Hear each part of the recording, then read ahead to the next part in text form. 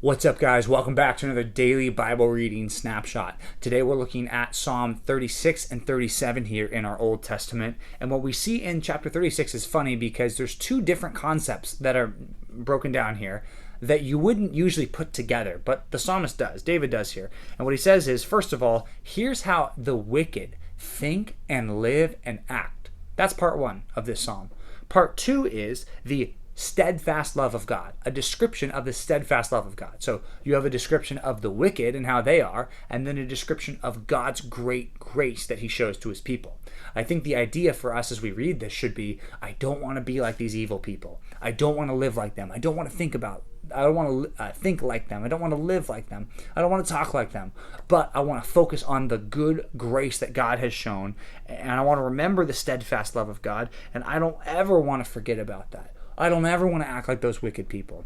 And hopefully as you read that, think deeply about that. I don't want to act like the wicked people that are in my world and in my life. I want to act like the godly people. I want to think of God's steadfast love because that's going to keep me on the right path there. So that's chapter 36. Chapter 37 is a little bit longer. It's a longer psalm, but basically what this talks about is how good God is to never forsake his people. He's not going to leave his people. He's not going to leave them out to dry. He's going to take care of them.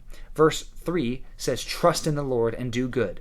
Dwell in the land and befriend faithfulness. Delight yourself in the Lord and he will give you the desires of your heart. I think this is such an interesting passage because people quote that second part, verse 4, without understanding all that it means. It talks about trusting in the Lord and focusing on him. Then it says, delight yourself in the Lord and he will give you the desires of your heart. What that doesn't mean is if you do a couple of good godly things, God will give you whatever you want. That's not what it means at all. In fact, I think the idea is delighting yourself in the Lord means taking godly things and making godly things your top priority, your main desire. And it says when you make those things your main desire, what's God going to do? God is going to give you the desires of your heart. It's a lot like what Jesus said in the Beatitudes when he said, blessed are those who hunger and thirst for righteousness because they will be satisfied. It's like that's a prayer that God wants to answer. If my main priority is I want to be more godly, I want to trust God, I want to learn to be more like God, guess what? That desire will be satisfied and God will make sure of it. So this is an awesome reminder for you. Delight yourself in the Lord. That means make your most important things, your highest delights, the things of God. And if those things are your highest delights and your highest desires and your highest joys, then God's going to satisfy you. He's going to give you the desires of your heart, which now have been changed from whatever I want to what God wants. God will give you those things because your desires have changed. Now, he talks later, he says something interesting. It's repeated a bunch of times, so I want to remind you what it says.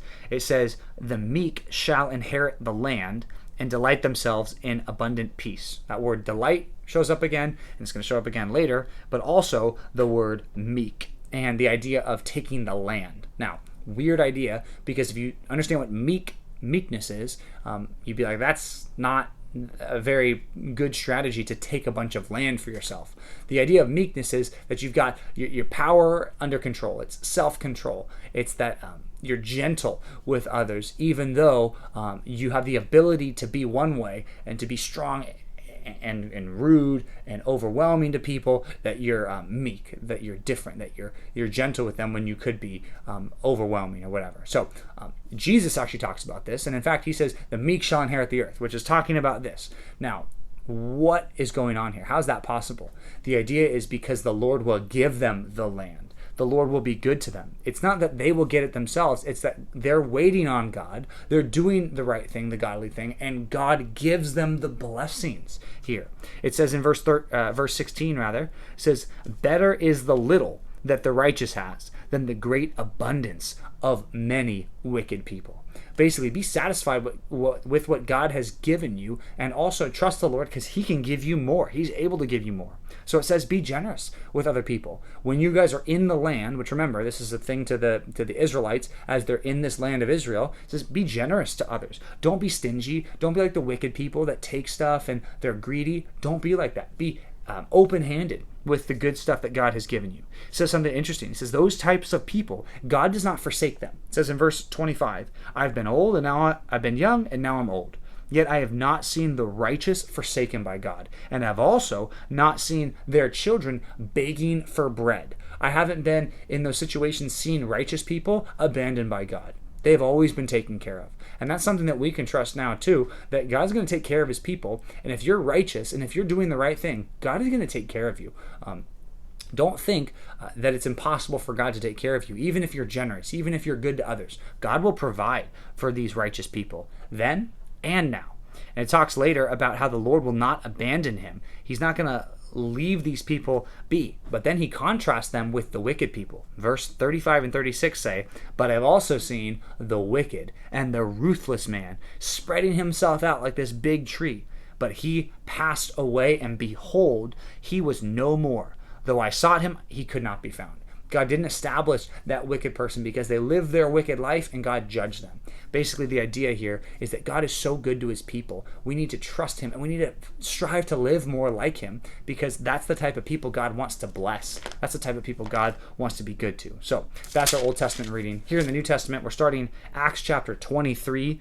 Acts 23, Paul is before this council. Remember, it's these Jewish leaders that have been put together in yesterday's reading. It's the Sanhedrin and the chief priest and all this stuff. Very interesting what happens here. It says that the high priest, which again, at this point, Paul doesn't know he's the high priest. He tells some guy, punch him in the face. The dude and the guard punches Paul in the face.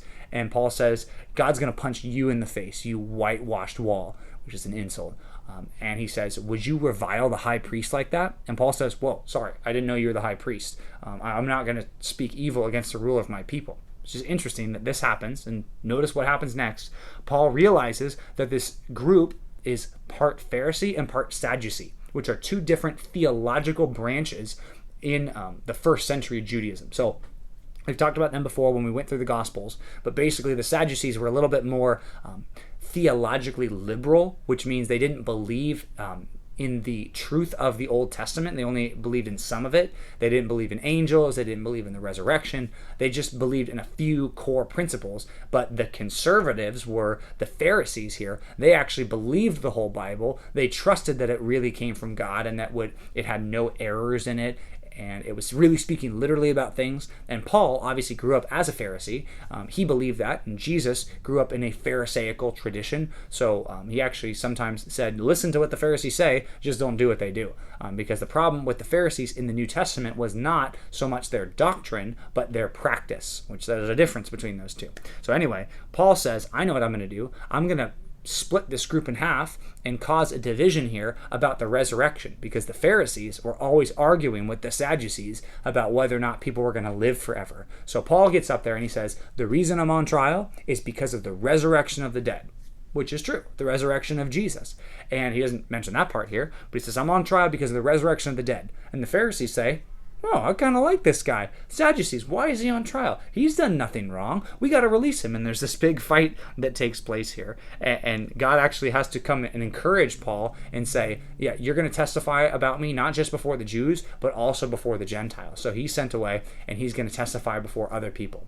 I just want you to see the interesting character of Paul here, who is courageous enough to start this discussion about the resurrection in front of the council, but he's also humble enough to turn from the reviling he gave to the high priest. He's humble enough to not be angry at the high priest anymore, and he's humble enough to say that was wrong, but courageous enough to evangelize this big group.